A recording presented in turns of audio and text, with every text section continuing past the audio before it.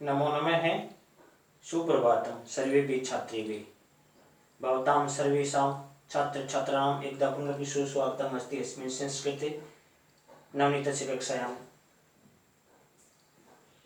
प्रिय विद्यार्थियों, मैंने आपको पिछले पीरियड में संस्कृत व्याकरण में प्रत्यय वाला टॉपिक है, उसमें प्रत्यय की परिभाषा बताई थी। प्रत्यय के 3 भेद बताए थे, कृदंत, तद्धित और स्त्री प्रत्यय। मूल 3 प्रत्यय होते हैं, कृदंत, तद्धित और स्त्री प्रत्यय।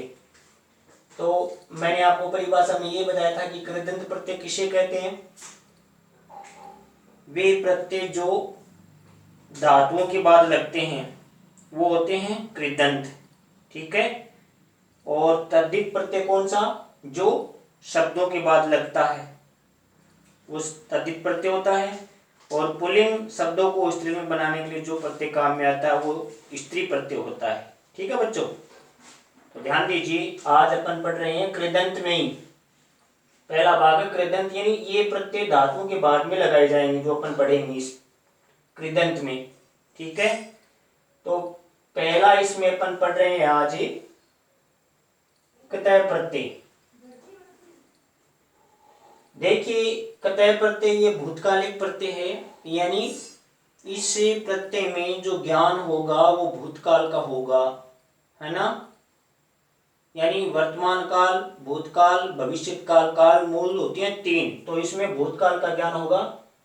परिभाषा में देखिए, भूतकाल के अर्थ को बताने के लिए कत प्रत्यय है वो प्रयुक्त होता है। यानी भूतकाल के अर्थ को बताने के लिए ये प्रत्यय काम में आता है, इसका तय शेष रहता है। यानी अंत में आपको मिलेगा वो तय मिलेगा।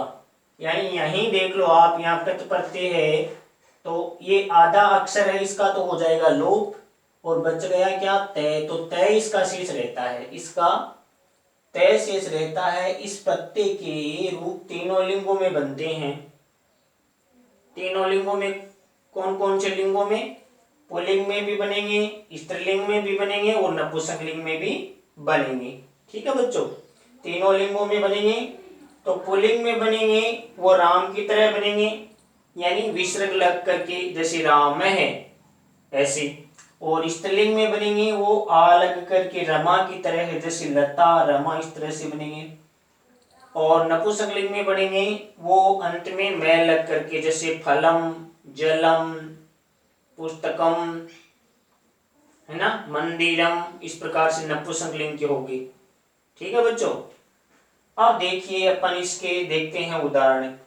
यानी ये जो प्रत्यय है वो धातुओं के बाद तो लगेगा ही, क्योंकि ये कौन से प्रकरण में, कृदंत प्रत्यय में है, तो ये धातुओं के बाद में लगेगा। तो इधर तो अपन लेंगे धातु, ठीक है।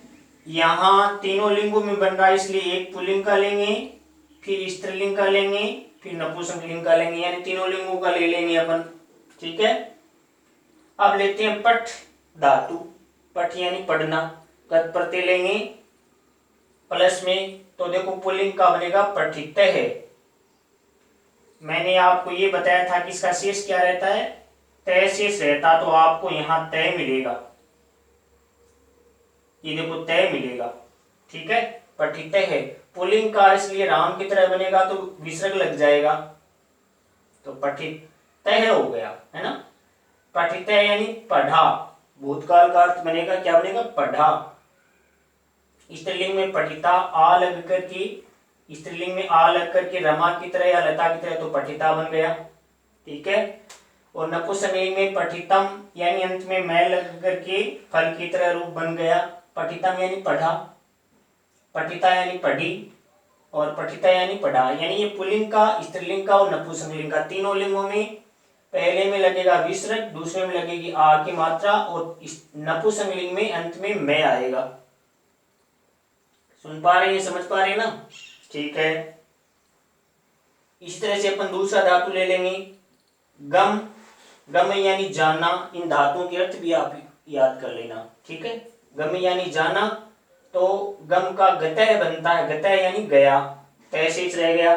पुल्लिंग में राम की तरह तो विसर्ग लग गया, गतः है, स्त्रीलिंग में गता यानी विसर्ग नहीं लगता, स्त्रीलिंग में एक वचन में तो गता यानी बिना विसर्ग का गता आ गया और ये गतम आ गया।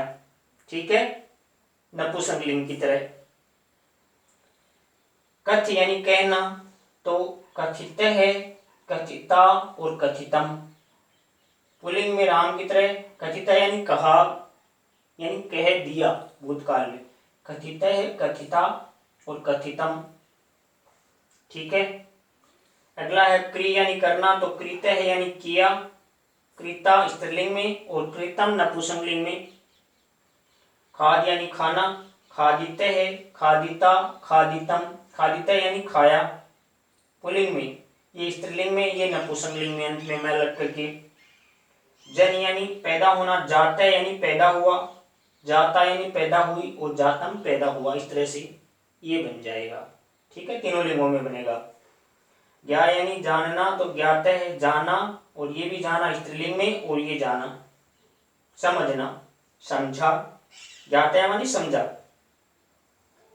हस यानी हसीत है, हस यानी हंसना धातु है, तो कत प्रत्यय लगाएंगे तो तय शेष रहेगा, तो पुल्लिंग में राम की तरह तो हसीत हो जाएगा, हसीत है, हसीता रमा की तरह और ये फल की तरह हसीतम हो जाएगा।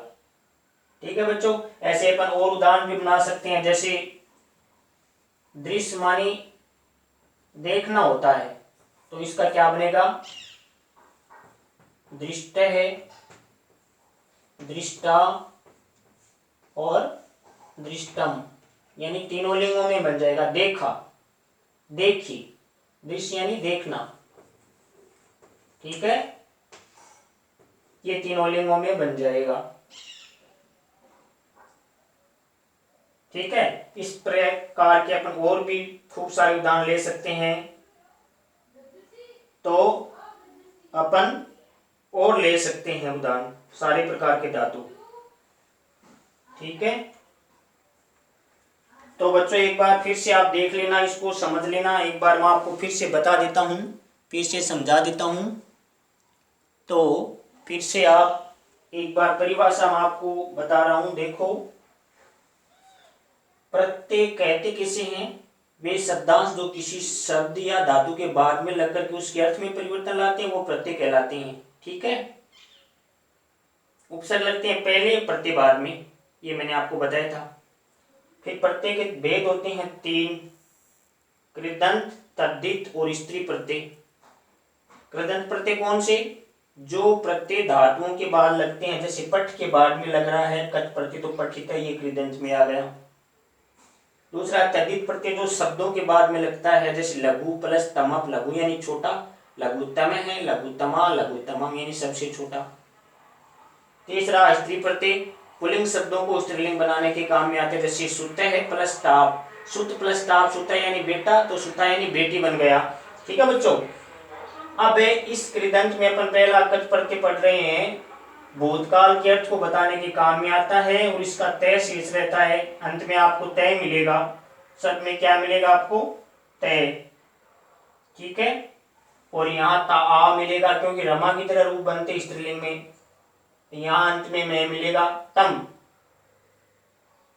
ठीक है, अरे तय तो शेष रहता है, अंत में मैं नपुंसकलिंग की तरह, इसलिए मैं जुड़ गया है। ठीक है, जैसे पठ प्लस तय, पठित यानी पढ़ा, पठित है, पठिता, पठितम। गम में गत है, गता, गतम। कथ में कथित है, कथिता, कथितम। कथ यानी कहना, क्रिय यानी करना, कृत है, कृता, कृतम। खाद यानी खाना, खादित है, खादिता, खादितम। जन यानी पैदा होना, जात है, जाता, जातम। ज्ञा यानी जानना, ज्ञात है, ज्ञाता, ज्ञातम। हस यानी हंसना, हसिता, हसित है, हसिता, हसितम। दृश्य यानी देखना, दृष्ट है, दृष्टा, दृष्टम। ठीक है बच्चों, इस प्रकार के इसमें उदाहरण है, यानी काफी सारे उदाहरण आप और बना सकते हो, लेकिन तरीका यही रहेगा। जैसे चल का बनाया, तो चलित है, चलिता, चलितम बन जाएगा। ठीक है, और लिख का लिखित है, लिखिता, लिखितम बन जाएगा। ठीक है,